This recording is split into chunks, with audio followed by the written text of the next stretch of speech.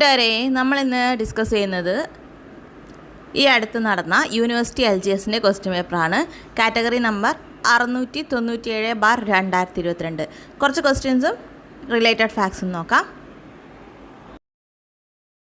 ഒന്നാമത്തെ ചോദ്യം, ഇന്ത്യൻ സ്വാതന്ത്ര്യ സമരത്തിൻ്റെ അന്തിമ ലക്ഷ്യം പൂർണ്ണ സ്വരാജ് ആണെന്ന് പ്രഖ്യാപിച്ച കോൺഗ്രസ് സമ്മേളനം ഏത്? ഈ ക്വസ്റ്റ്യൻ റിപ്പീറ്റഡ് ആണ്. നമ്മൾ ചെയ്ത ക്ലാസ്സിൽ ഇതുമായി ബന്ധപ്പെട്ട ഒരു ക്വസ്റ്റ്യൻ കൂടി ചോദിച്ചിട്ട് കണ്ടിട്ടുണ്ടായിരുന്നു. അതായത് പൂർണ്ണ സ്വരാജുമായി ബന്ധപ്പെട്ട ഒരു ചോദ്യം നേരത്തെ നമ്മൾ കണ്ടു. അപ്പോൾ പൂർണ്ണ സ്വരാജാണ് ഇന്ത്യയുടെ ലക്ഷ്യം എന്ന് പ്രഖ്യാപിച്ചത് ലാഹോർ സമ്മേളനത്തിലാണ്. 2. ഗാന്ധിജിയുടെ നേതൃത്വത്തിൽ ഇന്ത്യൻ നാഷണൽ കോൺഗ്രസ് നടത്തിയ ആദ്യത്തെ ദേശീയ പ്രക്ഷോഭം ഏത്? ഗാന്ധിജിയുടെ നേതൃത്വത്തിൽ INC നടത്തിയ ആദ്യത്തെ ദേശീയ പ്രക്ഷോഭം നിസ്സഹകരണ സമരമാണ്. ഗാന്ധിജിയുടെ നേതൃത്വത്തിൽ നടത്തിയ കുറച്ച് സമരം ഓർഡറായിട്ട് നോക്കാം. 1917 ഏപ്രിൽ 15 ചമ്പാരൻ സത്യാഗ്രഹം. 1918 ഖേദ സത്യാഗ്രഹം. ചോദിച്ചൊരു ക്വസ്റ്റ്യനാണ്. ഖേദ ഏത് സംസ്ഥാനത്ത് എവിടെയാണ് സ്ഥിതി ചെയ്യുന്നതെന്ന്. ഖേദ എവിടെയാണ് സ്ഥിതി ചെയ്യുന്നത്? ഖേദ ഗുജറാത്തിലാണ്. ചമ്പാരൻ ബീഹാറിലാണ്. നിസ്സഹകരണ സമരം 1920. ചൗരി ചൗര ഫെബ്രുവരി 5. ഡേറ്റ് ഓർക്കണം. ഫെബ്രുവരി 5 1922. ഫെബ്രുവരി 5 ചോദിച്ച ചോദ്യമാണ് ഡേറ്റ്. നിയമലംഘന പ്രസ്ഥാനം 1930. Quit India 1942. ഇതാണ് ഗാന്ധിജി നയിച്ച ഇമ്പോർട്ടൻ്റ് ആയ സമരം. വർഷം വളരെ ഇമ്പോർട്ടൻ്റ് ആണ്, എപ്പോഴും ചോദിക്കാറുണ്ട്. എന്തൊക്കെയാണ്? ഒന്നുകൂടി. ചമ്പാരൻ ഏപ്രിൽ 15 1917. ഖേദ 1918. നിസ്സഹകരണ സമരം 1920. ചൗരി ചൗര ഫെബ്രുവരി 5 1922. നിയമലംഘന പ്രസ്ഥാനം 1930. Quit India 1942. ഇനി ഗാന്ധിജിയുടെ മറ്റു പ്രധാന വർഷങ്ങൾ നോക്കാം. ഇന്ത്യൻ ആംബുലൻസ് കോർപ്പ് സ്ഥാപിച്ചത് 1899. Indian ambulance corps 1899. ബോവർ യുദ്ധം ഉണ്ടായി. അതിന് ബ്രിട്ടീഷുകാരെ സഹായിക്കാൻ വേണ്ടിയിട്ടാണ് ഗാന്ധിജി ഇന്ത്യൻ ആംബുലൻസ് കോർപ്പ് 1899 തുടങ്ങിയത്. അതിനെ തുടർന്നാണ് ഖൈസർ ഇ ഹിന്ദ് പദവി ബ്രിട്ടീഷുകാർ പിന്നീട് ഗാന്ധിജിക്ക് കൊടുത്തത് 1915. ഫിനിക്സ് സെറ്റിൽമെൻ്റ് എന്ന ആശ്രമം 1904 ഗാന്ധിജി സ്ഥാപിച്ചു. 1910 ടോൾസ്റ്റോയ് ഫാം ചോദിക്കാറുണ്ട്. 1929 നവജീവൻ ട്രസ്റ്റ് ഗാന്ധിജി തുടങ്ങി. 1932 ഹരിജൻ സേവാ സമാജം. 1936 സേവാഗ്രാമാശ്രമം തുടങ്ങി.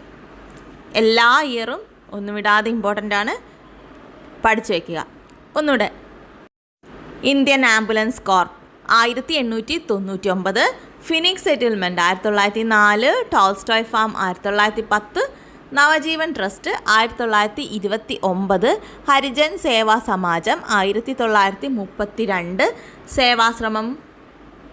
സേവാഗ്രാമം ആശ്രമം 1936. 3. ഫോർവേഡ് ബ്ലോക്ക് എന്ന രാഷ്ട്രീയ പാർട്ടിക്ക് രൂപം നൽകിയത് ആര്? ഫോർവേഡ് ബ്ലോക്ക് എന്ന രാഷ്ട്രീയ പാർട്ടിക്ക് രൂപം നൽകിയത് ആര്? നമുക്കറിയാം, സുഭാഷ് ചന്ദ്രബോസാണ് ഫോർവേഡ് ബ്ലോക്ക് രൂപീകരിച്ചത്. സുഭാഷ് ചന്ദ്രബോസിനെ കുറിച്ച് പോയിന്റ്സ് നോക്കാം. നമുക്കറിയാം 1897 ജാനുവരി 23 കട്ടക്കിലാണ് ജനിച്ചത്. ഒഡീഷയിലെ കട്ടക്കിൽ ജനിച്ചു. ജാനുവരി 23 ഒരു പ്രത്യേകതയുണ്ടല്ലോ. നമ്മൾ പരാക്രം ദിവസമായിട്ട് ആഘോഷിക്കുന്നത് ജാനുവരി 23 സുഭാഷ് ചന്ദ്രബോസിൻ്റെ ജന്മദിനം. എന്നാൽ നമ്മൾ നാഷണൽ യൂത്ത് ഡേ യുവജന ദിനമായി ആചരിക്കുന്നത് എന്നാണെന്ന് പറയാമോ? അറിയാവുന്നവർ കമൻറ്റ് ബോക്സിൽ പറയൂ. അത് ഏത് നേതാവുമായി ബന്ധപ്പെട്ടതാണെന്നും പറയൂ. ചോദിക്കാറുള്ള ക്വസ്റ്റ്യനാണ്. സുഭാഷ് ചന്ദ്രബോസ് ആദ്യമായി INCയുടെ പ്രസിഡൻ്റ് ആവുന്നത് 1938 ഹരിപുര സമ്മേളനത്തിൽ വെച്ചാണ്. 1939 ആദ്യമായി തിരഞ്ഞെടുക്കപ്പെട്ട INCയുടെ പ്രസിഡൻറ്റും സുഭാഷ് ചന്ദ്രബോസ് തന്നെയാണ്. പട്ടാഭി സീതാരാമയ്യ പട്ടാഭി സീതാരാമയ്യർക്കെതിരെയാണ് ഇദ്ദേഹം മത്സരിച്ച് ജയിച്ചത്. ഗാന്ധിജിയുടെ കാൻഡിഡേറ്റ് ആയിരുന്നു പട്ടാഭി സീതാരാമയ്യർ. അപ്പോൾ INCയുടെ ആദ്യത്തെ തിരഞ്ഞെടുക്കപ്പെട്ട പ്രസിഡന്റ് ആരാണെന്ന് ചോദിച്ചാൽ നമ്മൾ പറയും സുഭാഷ് ചന്ദ്രബോസ്. INA ഇദ്ദേഹം ഏറ്റെടുക്കുന്നത് രാജ് ബിഹാരി ബോസിൽ നിന്ന് INA ഏറ്റെടുക്കുന്നത് 1943 1945 INA ഭടന്മാരുടെ വിചാരണ നടന്ന സ്ഥലം ചെങ്കോട്ടയാണ്. സുഭാഷ് ചന്ദ്രബോസിൻ്റെ ആഗ്രഹപ്രകാരമാണ് റിപ്പബ്ലിക് ദിനത്തിൽ ചെങ്കോട്ടയിൽ പതാക ഉയർത്തുന്നത്. നേതാജി എന്നും ദേശ് നായക് എന്നും രാജ്യസ്നേഹികളുടെ രാജകുമാരൻ എന്നും ഇദ്ദേഹം അറിയപ്പെടുന്നത്. ദേശ് നായക് എന്ന് ഇദ്ദേഹത്തെ വിശേഷിപ്പിച്ചത് ടാഗോറാണ്. രാജ്യസ്നേഹികളുടെ രാജകുമാരൻ എന്ന് നേതാജിയെ വിശേഷിപ്പിച്ചത് ഗാന്ധിജിയാണ്. എന്നാൽ സ്വാമി വിവേകാനന്ദനെ ഇന്ത്യൻ ദേശീയ പ്രസ്ഥാനങ്ങളുടെ ആത്മീയ പിതാവ് എന്ന് വിളിച്ചത് സുഭാഷ് ചന്ദ്രബോസാണ്. ചോദിച്ച ക്വസ്റ്റ്യനാണ്, ഇന്ത്യൻ ദേശീയ പ്രസ്ഥാനങ്ങളുടെ ആത്മീയ പിതാവ് എന്ന് വിവേകാനന്ദനെ നേതാജി വിളിച്ചു. 4. ഇന്ത്യയുടെ വടക്കു പടിഞ്ഞാറൻ പ്രദേശങ്ങളിൽ നിരവധി സമരങ്ങൾക്കു നേതൃത്വം നൽകുകയും ദ്വിരാഷ്ട്രവാദത്തെയും ഇന്ത്യയുടെ വിഭജനത്തെയും എതിർക്കുകയും ചെയ്ത നേതാവ്, പിന്നീട് ഇന്ത്യൻ ഗവൺമെൻറ്റിൻ്റെ പരമോന്നത ബഹുമതിയായ ഭാരത് രത്ന ലഭിക്കുകയും ചെയ്ത വ്യക്തി ആര്? എന്താണ്? ഇന്ത്യയുടെ വിഭജനത്തെ എതിർത്തു, ദ്വിരാഷ്ട്രവാദത്തെ എതിർത്തു, പിന്നീട് ഭാരത് രത്ന ലഭിക്കുകയും ചെയ്തു. അങ്ങനെയുള്ള ഒരു വ്യക്തി ഖാൻ അബ്ദുൾ ഖാഫർ ഖാനാണ്. ഖാൻ അബ്ദുൾ ഖാഫർ ഖാൻ 1890 മുതൽ 1988 വരെ കാലഘട്ടത്തിൽ ജീവിച്ചിരുന്ന വ്യക്തി. അതിർത്തി ഗാന്ധി എന്നറിയപ്പെടുന്നത് ഖാൻ അബ്ദുൾ ഖാഫർ ഖാനാണ്.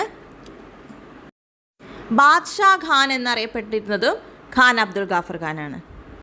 ഇദ്ദേഹം തുടങ്ങിയ പ്രസ്ഥാനമാണ് ഖുദായി ഖിദ്മത് ഖാർ. ഖാൻ അബ്ദുൾ ഖാഫർ ഖാൻ തുടങ്ങിയ പ്രസ്ഥാനമാണ്. 1987 രാജ്യം അദ്ദേഹത്തെ ഭാരതരത്ന നൽകി ആദരിച്ചു. ഇങ്ങനെ ഭാരതരത്ന നേടുന്ന ആദ്യത്തെ വിദേശ പൗരൻ, ഇദ്ദേഹം പാക് പൗരനാണ്. ആദ്യത്തെ വിദേശ പൗരൻ ഇദ്ദേഹമാണ് ഖാൻ അബ്ദുൾ ഖാഫർ ഖാൻ. ഭാരതരത്ന നേടുന്ന ആദ്യത്തെ വിദേശ പൗരൻ ഖാൻ അബ്ദുൾ ഖാഫർ ഖാൻ. 5. ചുവടെ തന്നിരിക്കുന്നവയിൽ ആരാണ് ഇന്ത്യൻ സമരകാലഘട്ടത്തിലെ മിതവാദി നേതാക്കളിൽ ഉൾപ്പെടാത്തത്? മിതവാദി അല്ലാത്തത് ആരെന്നാണ് ചോദ്യം. ബാലഗംഗാധർ തിലക്. തീവ്രവാദി നേതാക്കൾ ആരൊക്കെയാണെന്ന് ഒന്ന് നോക്കാം. ബാലഗംഗാധർ തിലക്, ലാലാ ലജ്പത് റായ്, ബിപിൻ ചന്ദ്രപാൽ. ലാൽ ബാൽ പാൽ എന്നറിയപ്പെടുന്ന കൂട്ടരാണ് തീവ്രവാദികളുടെ നേതാവ്. 6. സ്വത്താവകാശം മൗലിക അവകാശങ്ങളിൽ നിന്ന് എടുത്തു കളഞ്ഞ ഭരണഘടനാ ഭേദഗതി ഏത്? റിപ്പീറ്റഡ് ക്വസ്റ്റ്യൻ ആണ്. ഇതുമായി ബന്ധപ്പെട്ട് കണക്റ്റഡ് ഫാക്ട്സും നമ്മൾ മുൻപ് ഡിസ്കസ് ചെയ്തിട്ടുണ്ട്. സ്വത്താവകാശം എടുത്തു കളഞ്ഞത് 44-ാം ഭേദഗതി പ്രകാരം.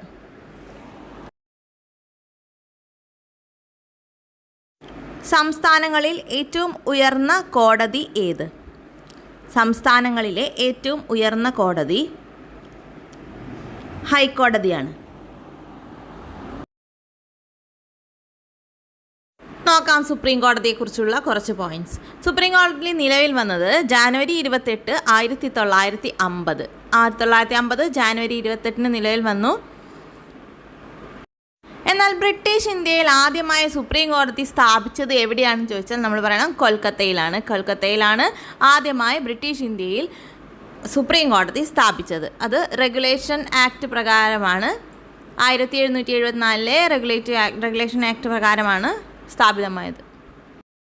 എന്നാൽ സുപ്രീം കോടതിയെക്കുറിച്ച് പരാമർശിക്കുന്ന ഭരണഘടനയുടെ ഭാഗം ഏതാണെന്ന് ചോദിച്ചാൽ നമ്മൾ പറയണം ഭാഗം 5 ആർട്ടിക്കിൾ 124 മുതൽ 147 വരെ സുപ്രീം കോടതിയെക്കുറിച്ച് ഭരണഘടനയിൽ പ്രതിപാദിക്കുന്നു. ഭാഗം 5. ചീഫ് ജസ്റ്റിസിനെയും ജഡ്ജിമാരെയും നിയമിക്കുന്നത് രാഷ്ട്രപതിയാണ്. എന്നാൽ പ്രധാനമന്ത്രിയുടെ ശുപാർശ പ്രകാരം രാഷ്ട്രപതി നിയമിക്കുന്നു ചീഫ് ജസ്റ്റിസിനെയും മറ്റു ജഡ്ജിമാരെയും. ഇപ്പോൾ ആരാണ് chief justice? Justice DY ചന്ദ്രചൂഡാണ്. DY ചന്ദ്രചൂഡാണ് നമ്മളുടെ ചീഫ് ജസ്റ്റിസ്. ഇനി ആവർത്തിക്കുന്ന ചോദ്യങ്ങൾ നോക്കൂ. സുപ്രീം കോടതി ചീഫ് ജസ്റ്റിസ് പദവിയിലെത്തിയ ആദ്യത്തെ മലയാളി ആര്? സുപ്രീം കോടതി ചീഫ് ജസ്റ്റിസ് പദവിയിലെത്തിയ ആദ്യത്തെ മലയാളി KG ബാലകൃഷ്ണൻ. എന്നാൽ ജഡ്ജ് ആയി നേരിട്ട് നിയമിക്കപ്പെട്ട അഭിഭാഷക ആരാണ്? സുപ്രീം കോടതിയിൽ ഒരു ജഡ്ജായി നേരിട്ട് നിയമിക്കപ്പെട്ട അഭിഭാഷകയാണ് ഇന്ദു മൽഹോത്ര. നമുക്കറിയാം ശബരിമല വിധിയൊക്കെ വന്നപ്പോൾ അതിലുണ്ടായിരുന്ന ഒരു ജഡ്ജിൽ ഒരാളാണ് ഇന്ദു മൽഹോത്ര. ഇനി ചോദ്യം ശ്രദ്ധിക്കൂ. കേരള ഹൈക്കോടതിയിലെ ആദ്യത്തെ ചീഫ് ജസ്റ്റിസ് ആരാണ്? വനിതാ ചീഫ് ജസ്റ്റിസ് ആരാണ്? കേരള ഹൈക്കോടതിയിലെ ആദ്യത്തെ വനിതാ ചീഫ് ജസ്റ്റിസ് ആരാണ്?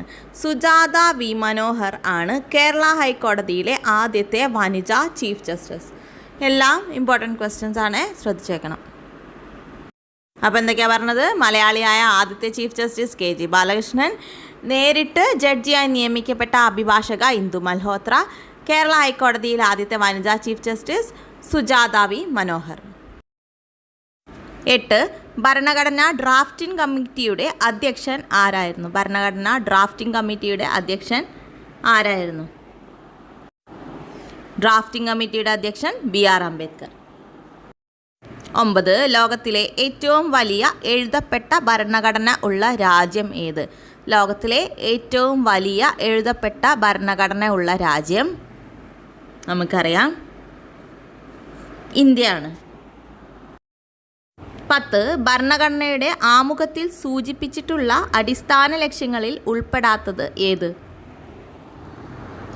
ഭരണഘടനയുടെ ആമുഖത്തിൽ സൂചിപ്പിച്ചിട്ടുള്ള അടിസ്ഥാന ലക്ഷ്യങ്ങളിൽ ഉൾപ്പെടാത്തത് മൗലികാവകാശങ്ങൾ ആമുഖത്തിൽ സൂചിപ്പിച്ചിട്ടില്ല.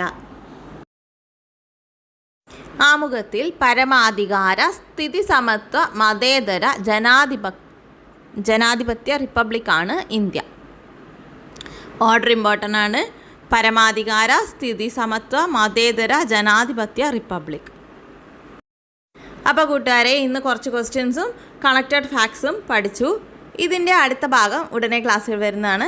ഓക്കെ, അപ്പോൾ എല്ലാ പാർട്ടും കണ്ട് പഠിക്കുക, ഒരു ക്വസ്റ്റ്യനും നഷ്ടപ്പെടാതിരിക്കുക. ഓക്കെ, അടുത്ത ക്ലാസ്സിൽ കാണാം. See you.